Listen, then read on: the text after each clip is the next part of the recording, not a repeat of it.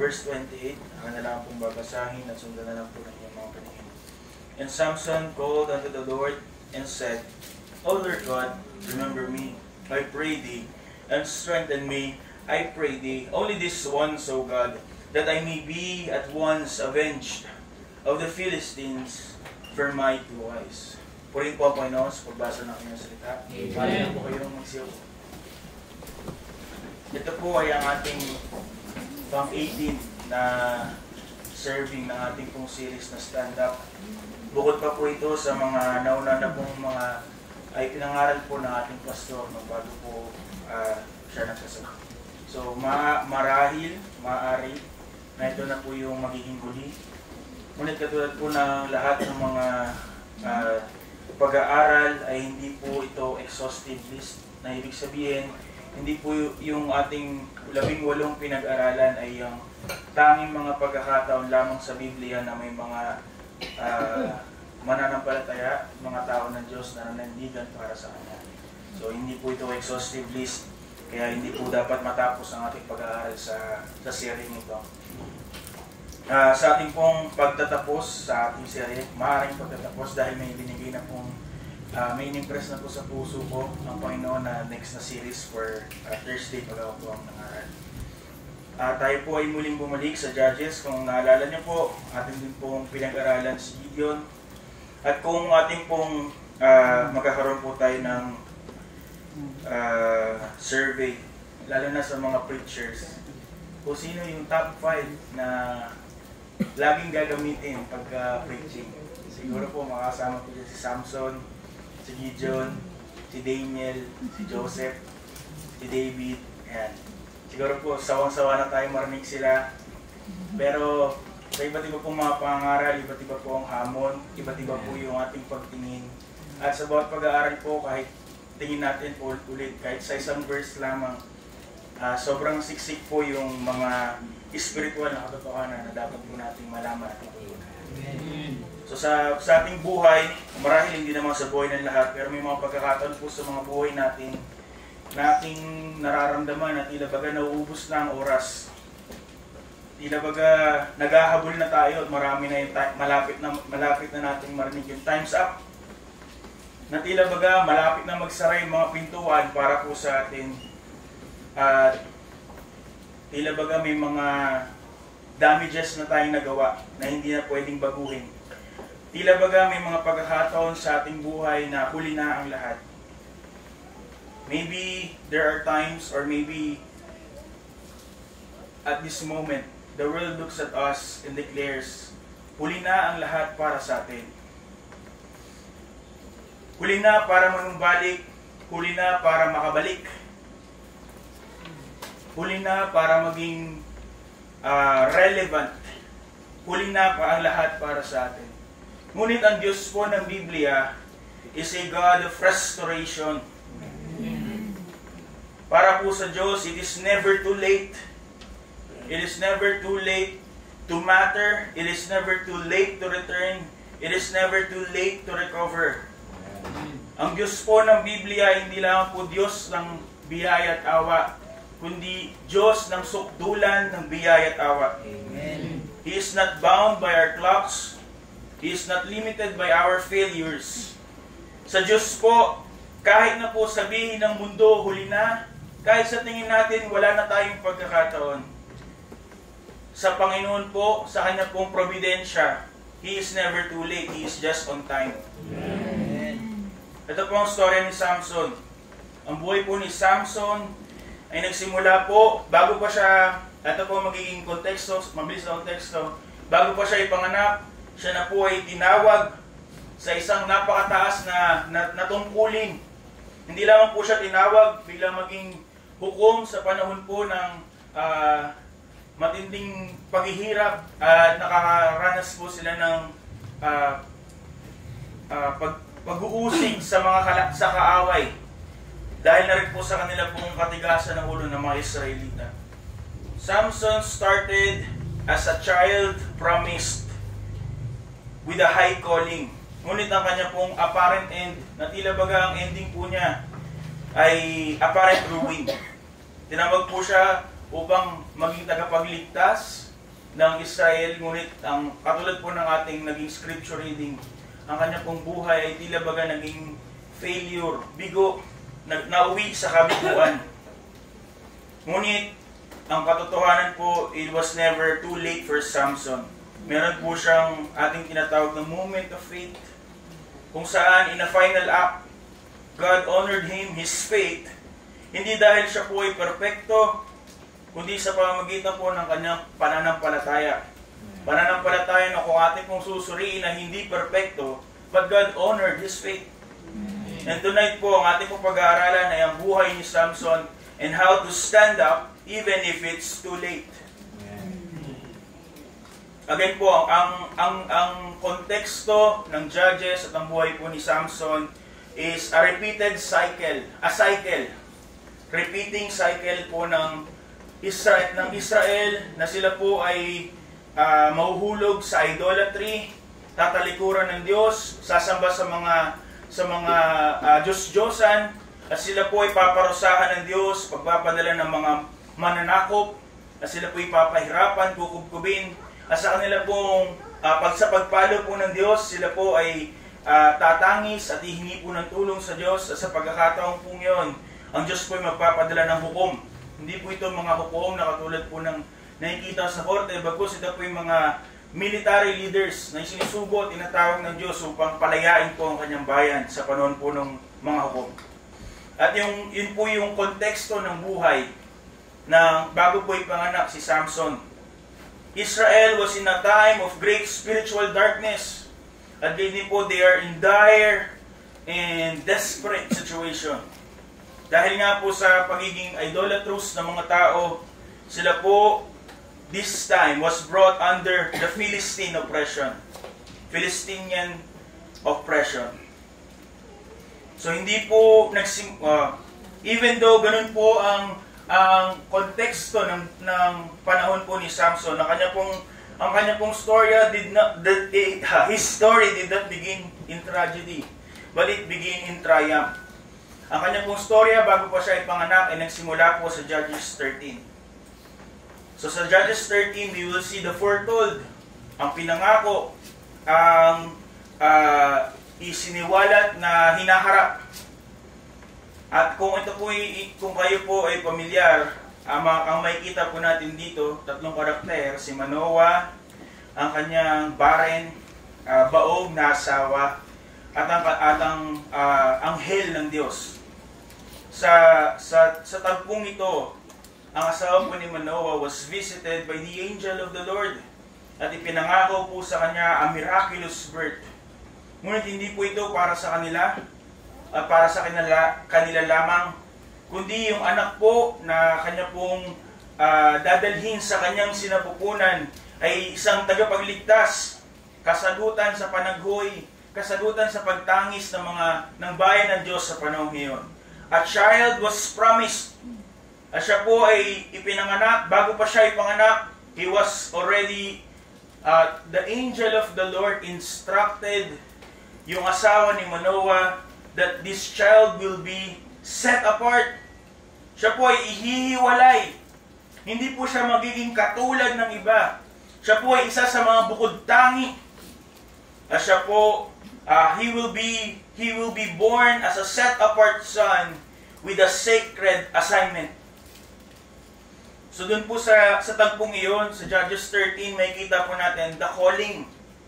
Bago pa po pinanganak si Samson, bago pa po siya nabuo sa sinapupunan ng kanyang ina, siya po ay tinawag na ng Diyos. And God had set him apart as a Nazarite. Kung inyo pong naalala, para po, kung ikaw po ay may isang Nazarite vow, dapat po walang bunga ng vine. No wine has to touch his lips. No razor has to cut his hair. And no dead thing should defile his body.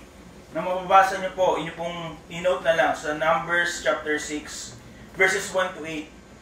At ang instruction na po ito ay magsisimula po sa kanya pa lamang pong conception. In the very womb.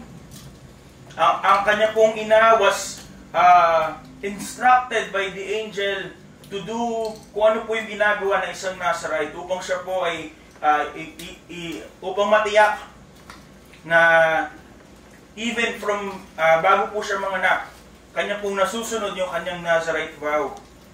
Ang mga vow na ito ay hindi lamang po mga ritual na katulad po na nakikita natin sa ibang mga reliyon o kaya naman po ay nakikita nung panahon po ng mga Pariseo. This is not just an outward ritual. Ito po ay isang simbolo ng inward consecration. Hindi lamang po si Samson ay dapat maging iba. Ang kanya pong buhay has to be dedicated. Hindi lamang po parte ng kanyang buhay, kundi kanyang buong buhay simula pa lamang po sa sinapupunan ng kanyang ina. He was to be dedicated wholly to the Lord.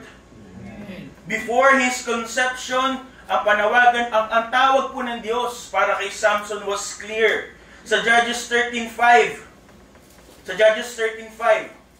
Ang sabi po ng Diyos dito sa asawa ni Manoah,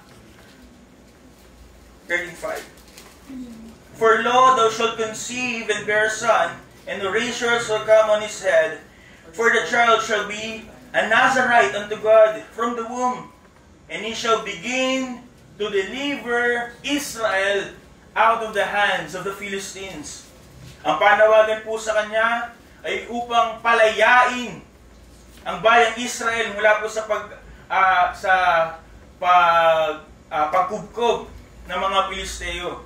Kaya po, ano po dapat yung pinamuhay ni Samson? He was called to a life of devotion, distinction, and duty. Although tayo pong mga Kristiyano, we are not under Nazarite vow, but as believers, we are also set apart for the Lord. Tayo mga mananampalataya po are not merely called to be different. Hindi lang maging iba. Baka nga hindi pa tayo iba. But we are to be wholly devoted for the Lord. Ang ating buhay po, katulad ng expectation kay Samson, ought to reflect devotion, distinction, and duty. Ang ating mga puso starts with our heart. Our heart should be consecrated to God. And our feet should be walking on a path that honors God and God alone. Ngunit sadly, napakataas, napakaganda ng tila baga trailer ng buhay ni Samson, but he didn't live up to his potential. The next chapter of his life indicated a deviation, paglayo sa panawagan ng Diyos, sa tawag ng Diyos para sa kanya, sa layunin ng Diyos para kay Samson, sa landasin na dapat niyang tahakin. Sa pagpili ng Diyos sa taong ito, tila baga kung tayo po ang titingin sa naging buhay ni Samson, sasabihin natin, God chose a wrong man. He placed His sovereign choice upon a man with a wandering heart. Nagliliwaliw yung kanyang puso. Hindi diretso ang lakad sa Panginoon. And his heart was dominated by selfishness and indulgence. Ang kanya pong buhay was supposed to be for God, katulad ng atin. Ngunit ano po ang ginawa ni Samson? Ang kanya pong buhay ay kanyang pinatakbo sa pamamagitan ng pita, sa pamamagitan ng kanyang sarili. Because he was strong, he is strong, he did everything that he wanted to do. At lahat ng kanyang ginawa para sa kanyang buhay, he did it for himself. Ano po makikita natin? May mga kakaibang craving. May kakaibang cravings. Si Samson, makikita po natin yung kanya pong buhay, starting chapter 14, 15, at ganyan po sa unang parte ng chapter 16. Makikita po natin si Samson na tinalaga as a Nazarite, who was called to a Nazarite vow, live differently than how God had intended him to live. Iba ang kanyang buhay. Taliwa sa intensyon ng Diyos, disenyo ng Diyos para sa kanya. Siya dapat is to be set apart. He was called to be holy. He was called to be distinct. And he was called to be devoted to the Lord. Ngunit ano po ang ginawa ni Samson? He repeatedly disregarded that very calling. Yung kanya pong lakas, superhuman strength, kanya po itong ginamit para sa kanyang sariling kapakanan, sa kanyang sariling layunin. He used this supernatural gift from God to fulfill his personal desires rather than to advance God's purposes. Instead of being a leader, ang kanya pong ginawa, every time po niyo pong susuriin, every time na may ginawa po si Samson, it was all his impulse. Hindi siya nag-isip. Ginamit niya yung kanyang pakiramdam. Mababasa natin in chapter 14, chapter 15, marami siyang pinatay na kalaban, ngunit hindi niya po yung ginawa dahil sumusunod siya sa Diyos. Why did he kill? He killed yung Philistines. He killed them to satisfy his pride and his kanya pong impulsive vengeance. Siya po'y naghihiganti, siya'y nagalit. Kaya niya po ginawa yung mga bagay na yun. Mababasa natin mga amazing feats kung paano kanyang tinalo 100 tao sa pamamagitan ng panga ng asno, kung paano ilang foxes yung kanyang hinuli at kanyang pinagbuhol-buhol ng kanilang mga buntot. Sa chapter 16, mababasa po natin sa unang parte kung paano niya kanyang hinugot yung isang malaking gate. Ngunit lahat po ng kanyang actions, hindi po ito upang purihin ng Diyos. Hindi po ito upang luwalhatiin ng Diyos, at hindi po ito sa pagsunod sa Diyos. He did all this for himself. Hindi lamang po yun. His life was marked by moral compromises. Hindi lamang po siya lumilihis, kundi ang kanya pong lakad ay kasalungat sa lakad na ninanais ng Diyos para sa kanya. He was forbidden to touch the dead, the unclean thing. Ngunit, he defiled himself by touching a dead lion upang makuha lamang po yung honey from it. Although hindi directly implied, ngunit sa kanya pong unang kasal, it was implied na siya po ay naglasing. At ang pinaka red flag sa pamumuhay po ni Samson was his continual pursuit for foreign women. Mga unbelievers, mga Philistines. Ito po ay maliwanag na senyales ng kanya pong tahasang paglabag sa layunin ng Diyos para sa kanya. He ignored God's clear command sa kanya, specifically sa kanya, because he was in a Nazarite vow. He was ignoring his covenant with God. Though he was a man of remarkable strength, mga kapatid, Samson's life shows us a man mastered by his own desires. Lahat ng kanyang ginawa was driven by self-interest rather than sanctification. At siya po ang ultimate sacrifice, ang ultimate example, ultimate tragic example ng isang taong sinayang ang kanyang buhay. Although we are not told ano po yung nasa isip ni Samson all those years. For 20 years, he ruled. He was the judge of Israel. At ilang taon ang ginugol niya doon para sa kanyang sarili. We are not told kung anong nasa isip ni Samson. Ngunit alam po natin that he knows what was expected of him. He knows how he was supposed to live, kung paano dapat siya mamuhay. And everything he did was constantly choose the opposite. Kabaliktaran ng layunin ng Diyos para sa kanya.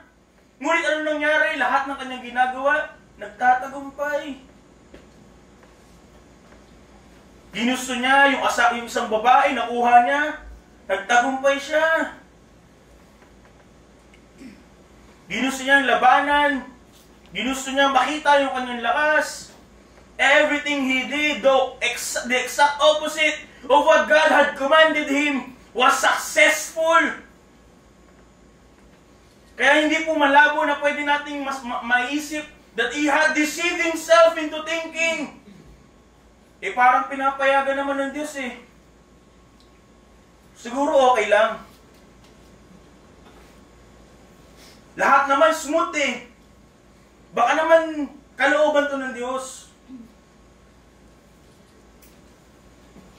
Ilan sa atin ang ganun?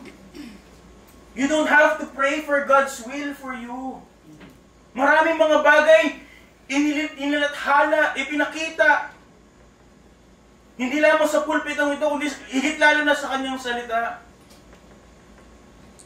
And we deviate on that road na ininais ng Diyos para sa atin.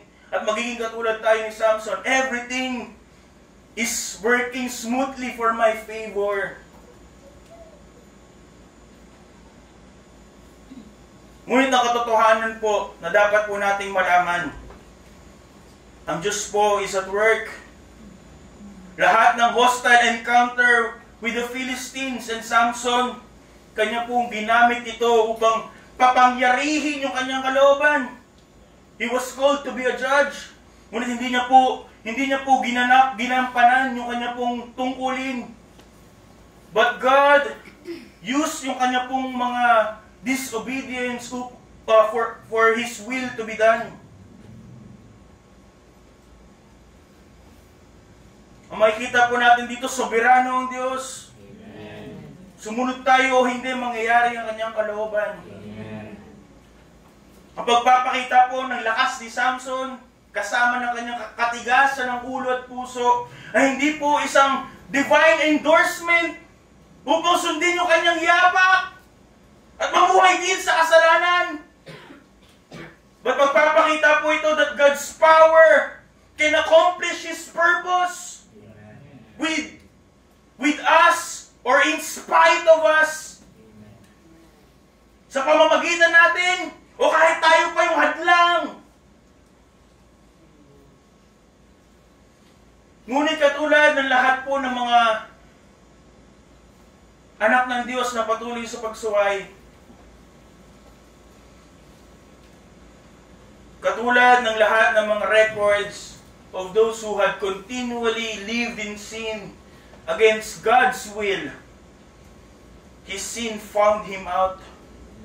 Ultimately, Samson's selfishness led to his downfall.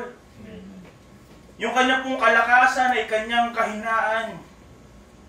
At ang kanya pong kapalaluan blinded him bago pa po siya maging bulag physically.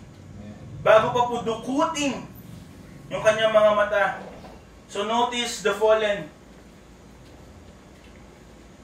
Sa unang mga verses po, sa verses 1 to 21 ng chapter 16, may kita po natin kung paano po yung buhay ni Samson has a disturbing pattern. May kita po natin that Samson was full of himself. Anong paniniwala niya? That he is invincible. Walang makakagala, walang makakagapi, walang makakakanti. He defeated the lion with his bare hands. He slaughtered 1,000 men with a donkey's jawbone. He ripped city gates from their hinges and carried them to a hill. Lahat kanyang ginawa as if he is the law. And he does it all as if he is untouchable.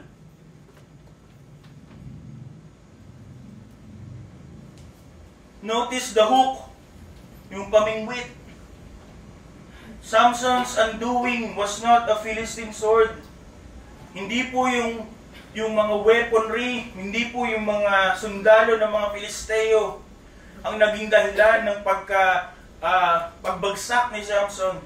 It was a Philistine seductress.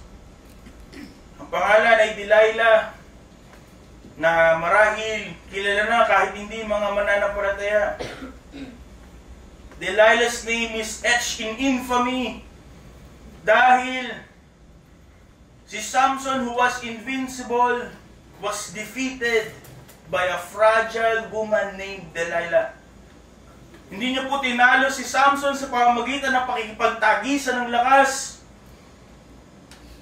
but he defeated Samson with flattery, ng kanyang mga mabubulaklak na mga salita. Day after day, ano po sabi sa verse 17, day after day, kanya pong patuloy, paulit-ulit, na kinukulit si Samson. Saan ang gagaling ang iyong lakas? Until in verse 17, naingayan na sobra si Samson. He was vexed, sabi. And he told her all his heart. Siya po ay nahuli, nabingwit ni Delilah. Si Delilah na hindi dapat niya kasama sapagkat hindi siya Israelita. Yet Samson gave her his heart. And eventually, he took the bait and beat the hook and gave away yung sikreto sa kanyang lakas.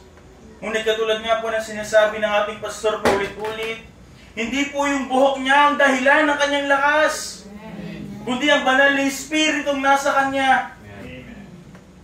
But his hair was the symbol of his covenant, the last standing symbol of his vow. Hindi po ito mahika na pagka mahaba ang ating buhok, magkakaroon tayo ng superpowers. Ngunit agad it is a sign of his covenant sa Diyos. At nung kanya po itong sinabi, and when he gave it up, he gave up his secret. Ito po yung kanyang pagsusuko, giving up yung kanyang pong covenant with God. Nakakalungkot ng ating mabasa yung verse 20. Kung inyo pong pinagtuunan ng pansin, ano po ang sabi doon? Ito na po yung punto na nainis na si Samson at sinabi niya na yung sikreto. And Delilah shaved his hair. At nung gumising si Samson, sabi niya, katulad lang to nung 3 nauna. O baka marami pa. Katulad lang to ng dati. Tatayo ako. Sabi niya po, I will go out as the other time and shake myself. He was so full of himself. At sinasabi niya, katulad lang to ng dati, walang bago. Ngunit ang katotohanan po, ang Diyos ay wala na sa kanya. At ano po ang mas nakakalungkot? Hindi niya alam. He wished not. He knew not. He felt not. Sapagkat bago pa po, literal na umalis ang Diyos sa kanya, siya po ay malayo na sa Diyos. He wished not that the Lord had departed from him. At ito po dapat ay maging reminder sa atin. Hindi lahat ng pagkakataon ng kalaban po will storm the gates, will be in the form of Philistine soldiers, by legions, upang tayo po ay salakayin. But sometimes, the enemy sings at the door. He doesn't always shout discouraging words from a distance. Ngunit katulad ni Delilah kay Samson, sometimes po ang kalaban whispers sweet lies in our ears. Ano po dapat matutunan kay Samson? We have to be wary. Tayo po ay dapat magmasid. Be sober. Be vigilant. Not to be full of ourselves. At si Samson po na puno ng kanyang sarili was caught by the hook And now he was humiliated. Notice his humiliation. Feeling niya wala na pong gagapi sa kanya. Kahit ang Diyos, hindi siya mapigilan sa gusto niyang gawin. Ngunit ano po, kaagad nalaman ni Samson, nung kanya pong hindi mapigtal yung mga lubid na nakapulupot sa kanya, ang Diyos po ay wala sa kanya. At nung ang Diyos po ay wala sa kanya, Samson was nothing. Amen.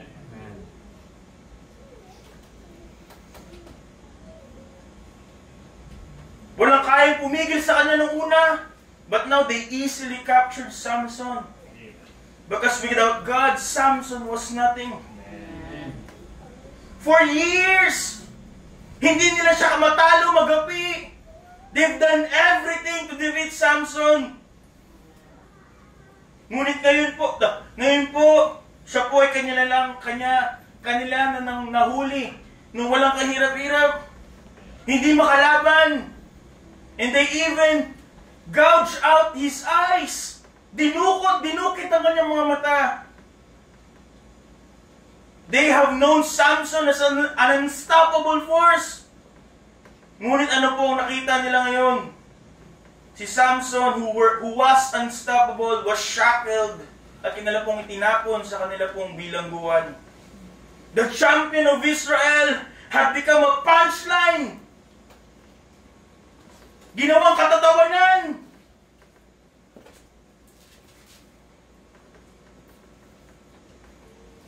Had become a punchline for pagan laughter.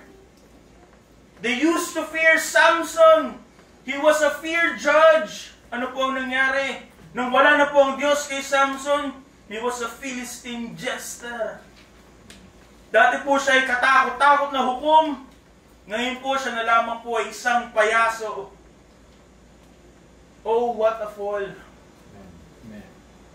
Oh, what a humiliation did Samson experience. Sila ay nabubulag sa lakas, sa galing, sa husay ni Samson. But right now, si Samson yung bulag. The man who was once unstoppable, invincible, now turns a millstone in a prison. Ngunit mga kapatid, hindi po biglaan yung pagbagsak ni Samson.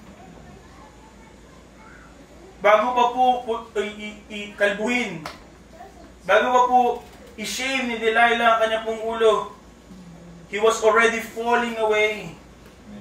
It was not gradual, it was grinding. Hindi lang po biglaan, hindi rin dahan-dahan, but it was grinding. And let us be warned. Ano po ito? Ito po ay larawan ng kasalanan sa tao. Sa mananampalataya,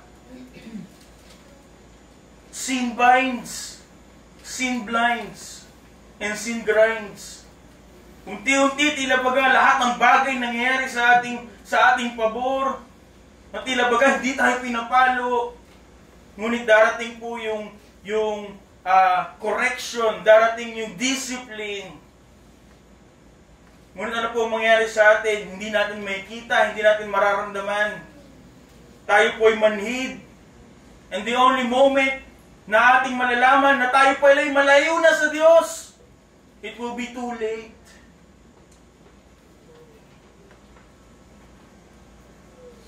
Brother, akala ko ba stand up?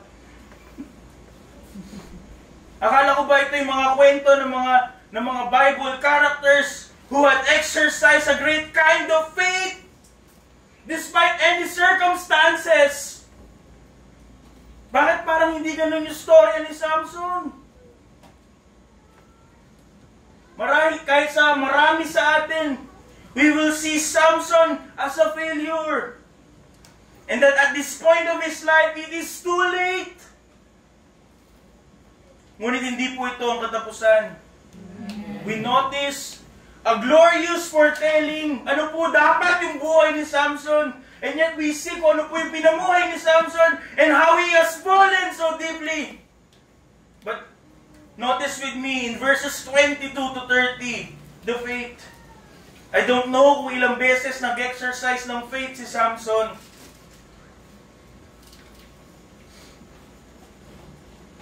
Ngunit, ang katotohanan po, he is exercising faith here. Atin pong i-discuss later. But mabasa po natin sa chapter 16 verse 22, isang detail na marahil nilalampasan lang natin. Ano po sabi ito? Howbeit, the hair of his head began to grow again after he was shaven. Ang miraculous thing na nangyayari sa kanya, na marahil hindi natin pinansin.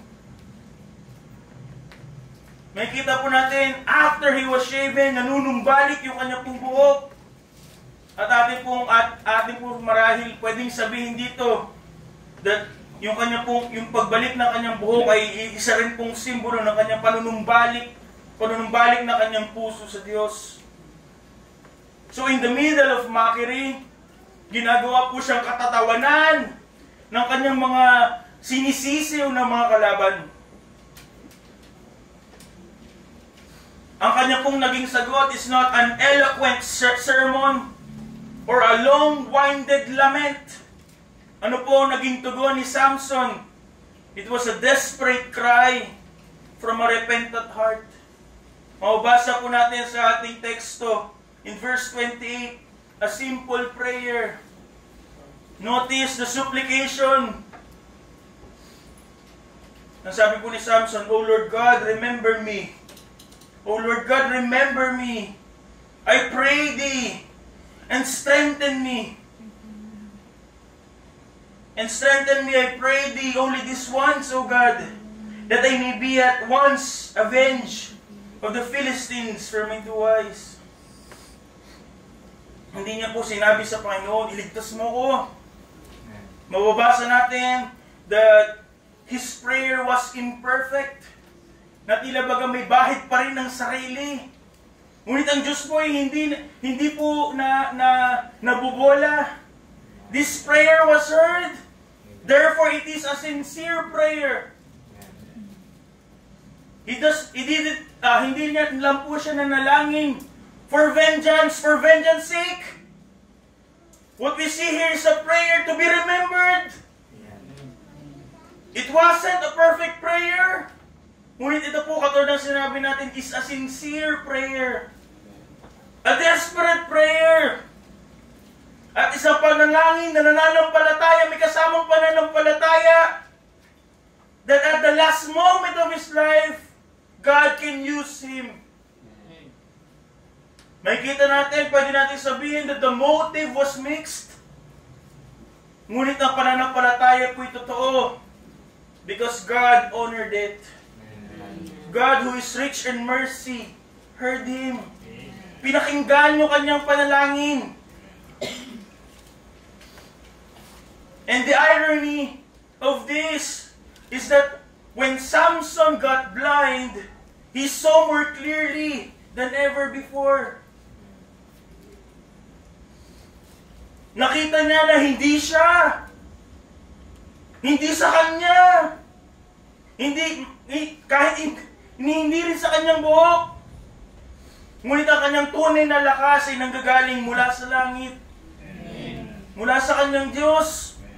He had played the hero for so long. At ngayon nakikita niya na po na hindi siya ang tunay na bayani. Hindi siya dapat ang pagfokusan, pagtuunan ng pansin, but it should be God and God alone. And at this moment, it is a moment of trust in God. Even if it is too late para po sa marami. May kita natin, the Philistine made Samson a spectacle. Ginawa nilang entertainment.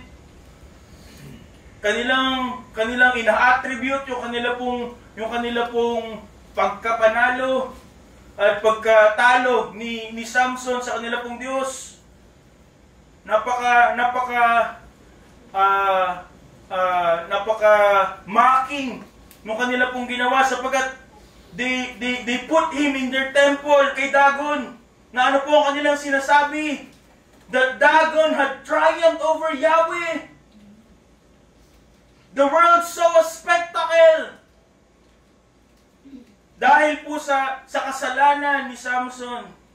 But at this moment, sa kanya pong pagpapakumbaba at sa kanya pong panunumbalik sa Diyos, God saw a servant willing to be used by Him in the weakest that he has ever felt. And God gave Samson one final act, one final stand. Sapagkat para sa Diyos po, it is not too late. Amen. At ginamit po ng Diyos si Samson, through Samson, and not in spite of Samson. Ginamit ng Diyos si Samson sa pamamagitan ni Samson. One more time, they made a spectacle of Samson. At yung ginawa po ni Samson, nung kanya pong itinulak yung mga poste at gumuho yung lugar na kanila pong pinagtitipunan upang pagtawanan. To behold the spectacle that Samson is, God made a spectacle out of the Philistines. Sa buong buhay ni Samson, ano pong sabi? Hindi po tutumbas yung lahat nung napatay ni Samson at that time.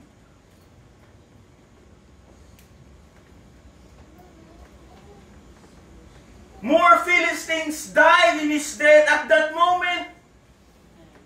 In all his years against the Philistines.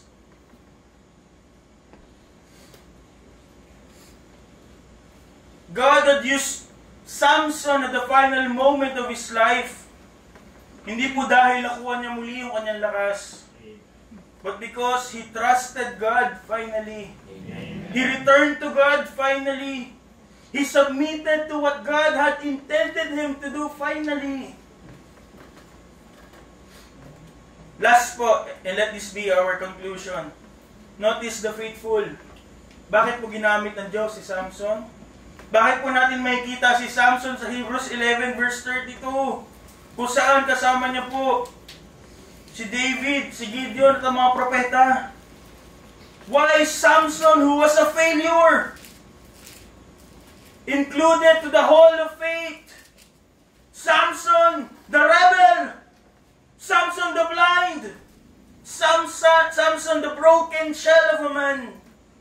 Kasama po sa mga nire-recognize yung pananampalataya.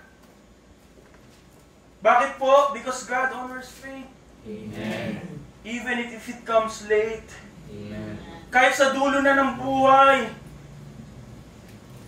Samson is named among the heroes of faith. Katulad ng ating na-discuss, hindi dahil siya po ay consistent. Samson, more than us, if I may say, hopefully say, is inconsistent all his life. Bakit po siya kasama sa heroes of faith? Because his God is consistent. Amen. Because his God is constant. Amen. Because his God is faithful. Hindi po siya naroon sapagkat po siya napakatapat. Naroon po siya dahil po ang Diyos niya ay tapat. Amen. At handa po siyang patawarin. Kahit sa dulo na po ng kanyang buhay. Amen. He was there not because he was strong, but because God is faithful. Because God is the God of mercy, might, and many chances. Amen. Ano po ang dapat natin makita dito? It is a welcoming sight na makita si Samson in the halls of faith. Matututunan po natin sa buhay ni Samson, the welcome.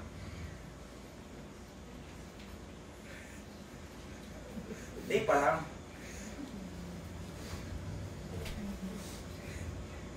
Okay.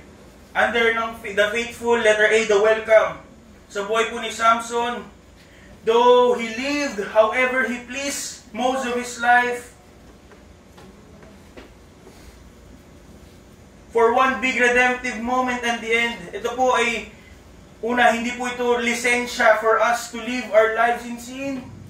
Na mag-repent na lang later. How sure are we na tayo magkakaroon din ng awat biyaya mula sa Diyos to give a chance to be used by Him at the last moment of our lives? That's a dangerous and presumptuous path. Ngunit ang lesson po na dapat po nating matutunan dito is that when we've blown it, when we failed our calling, when we failed God in our lives, when we have sinned grievously, kung tayo po ay manunumbalik sa Diyos in a genuine faith, atin po maririnig na kanyang sasabihin, na kanya po sinasabi, if we confess our sins, I am faithful and just to forgive you your sins. Amen. And to cleanse you from all your unrighteousness. Amen. Marahil meron sa atin na may mga sinayang na panahon, may mga lakas na iginugol sa ibang bagay. Ngunit kung tayo po ay buhay pa, kung tayo po ay humihinga pa kahit hirap na, God is not done with you. Amen. Marahil para po sa atin, it is too late, huli na. Huli na para manumbalik, huli na para gamitin ng Diyos, huli na para maging significant in anything. Ngunit iba po ang sinasabi ng storya ni Samson. Sa Diyos po, it is never too late. Amen. At ang panawagan po is to come. Bumalik sa Diyos hanggat may oras pa. Ngunit there's also a warning. We are not to be like Samson. We don't presume on grace. Hindi dapat abusuhin ang biyaya at awa ng Diyos. We are not to wait until the very end.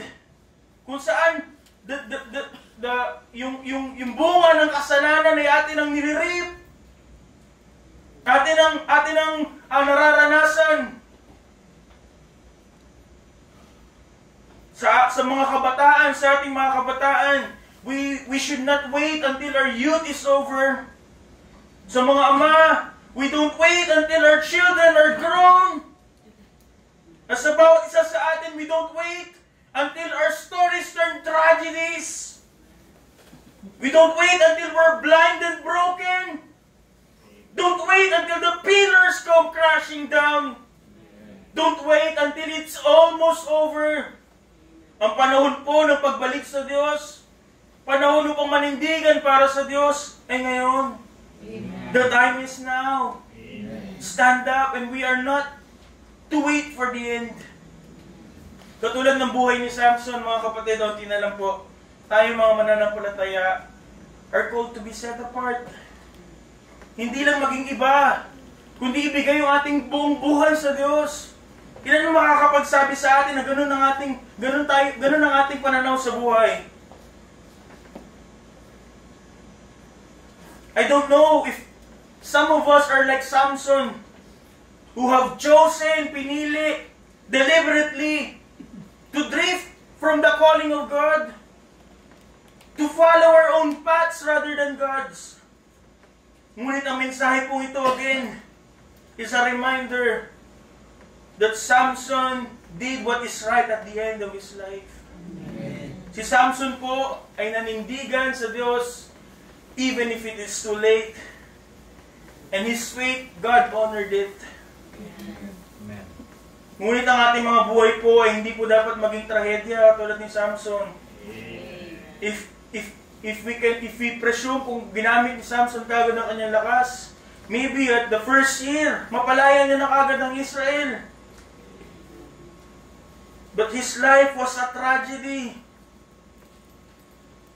It could have been a legacy. And we're not supposed to follow his footsteps. Kaya mga kapatid, if some of us have wandered far, it is time to stand up. Turn around. Walk after God's path. Walk after God's will. Kahit na po sa kabila ng ating pakiramdam, ito po yung huli na. Wala pong huli sa Diyos. Amen. Hindi po nauubos ang kanyang awat biyaya. Amen. Handa po niya tayong tanggapin. Amen. But for many of us, lalo na po sa mga kabataan, it is not too late. Ang panahon upang maglingkod sa Diyos, ayusin ang ating buhay ay ngayon. At ang pinakamaaga dapat ay kahapon. But the next best time is now. The moment is here. At ang Diyos po ng maraming mga pagkakataon calls us to come back to Him, to do great things for Him. Because His grace is greater than our sins. Amen. His mercy is deeper than our failures. And His power is made perfect in our weaknesses. Amen. Kaya po ang challenge for tonight, tayo po ba'y maninindigan? Tayo po ba'y titindig para sa Diyos? Magpapakita ng pananampalataya at katapatan sa Diyos? Not in our own strength, not in our own works, ngunit sa pamamagitan ng pananampalataya in God, who restores fallen judges, renews shattered lives, and redeems even our last breath for His glory. Kaya po tayo dapat manindigan, makitaan ng pananampalataya at katapatan sa ating mga tahanan, sa ating pamumuhay bilang Kristiyano, sa mga panawagan ng Diyos para sa atin, sa ating mga ministeryo na pinagkatiwala sa atin ng Diyos, sa ating iglesia, sa ating buhay pribado, sa ating buhay sa eskwela, sa trabaho. We are to stand in our weakness and find strength in God, in our Savior. Sapagkat ang Diyos po ni Samson ay ating Diyos din. Amen. Diyos na nagbibigay ng pangalawang pagkakataon. And that a God who is ready to restore us even in our lowest moment. Kaya po, mga kapatid, stand up. Even if it feels too late. Because hindi po, by God's grace, it's not too late. Amen. Ngunit by God's grace, para po sa marami, don't wait for too late. Stand up now. Amen. Sa pananampalataya upang luwalhatiin po ang Diyos at Diyos lamang. Amen. Ito po ang salita ng Diyos. Amen. Tayo po ay magsitayo.